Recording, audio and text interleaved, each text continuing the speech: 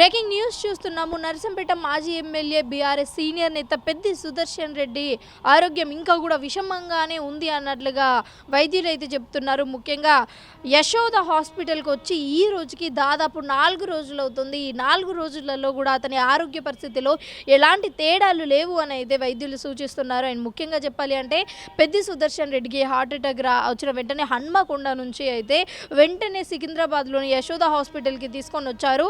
ఈ 4 రోజులలో అనేక ట్రీట్మెంట్లు చేసినప్పటికీ కూడా అతని బాడీ దేనికి కూడా స్పందించలేదు అన్నట్టుగా అయితే తెలుస్తుంది.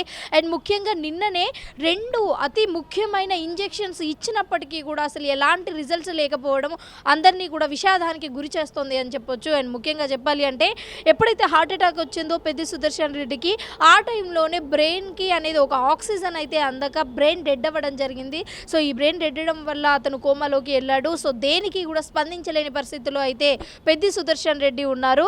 ఇక ఈ సందర్భంగానే అనేక రకాల ట్రీట్మెంట్స్ అయితే అతని మీద చేస్తున్నప్పటికీ కూడా ఇప్పటి వరకు అయితే ఎలాంటి ఒక మంచి స్పందన అయితే రాని పరిస్థితి అయితే నెలకొంది. అండ్ ముఖ్యంగా సోమవారం సాయంత్రం నుంచి మంగళవారం మార్నింగ్ వరకు కూడా అనేక రకాల అంటే పెద్ద పెద్ద ప్రపంచంలో ఉన్న పెద్ద పెద్ద డాక్టర్లు అందరూ కూడా అతన్ని చూడడం జరిగింది. ముఖ్యంగా అమెరికా నుంచి చాలా పెద్ద డాక్టర్లు అయితే ఈ జూమిన్లో అయితే అతన్ని ట్రీట్ చేయడం జరిగింది. సో వాళ్ళు కూడా చెప్పిన విషయం ఏంటి అంటే ఇంకా మనం ఏం చెప్పలేము, ఆఖరి 72 గంటలే అన్నట్లుగా అయితే మాట్లాడుతున్నారు. అంటే నిజంగానే పెద్ది సుదర్శన్ రెడ్డికి ఇంకా 3 రోజులే ఉందా అనే వార్తలు అయితే ఇప్పుడు సోషల్ మీడియాలో వైరల్గా మారుతున్నాయి. అయితే ఈ రోజు కూడా వైద్యులు ఇంకా అనేక రకాల ట్రీట్మెంట్స్తో పాటు ఈరోజు ఒక ప్రత్యేకమైన ట్రీట్మెంట్ అయితే చేయడానికి రెడీగా ఉన్నారు.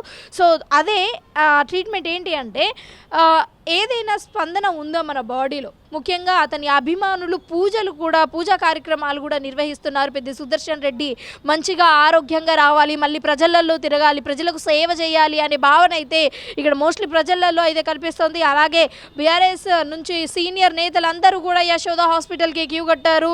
రెగ్యులర్గా బీఆర్ఎస్ నేతలు అయితే వస్తున్నారు, చూస్తున్నారు, వెళ్తున్నారు.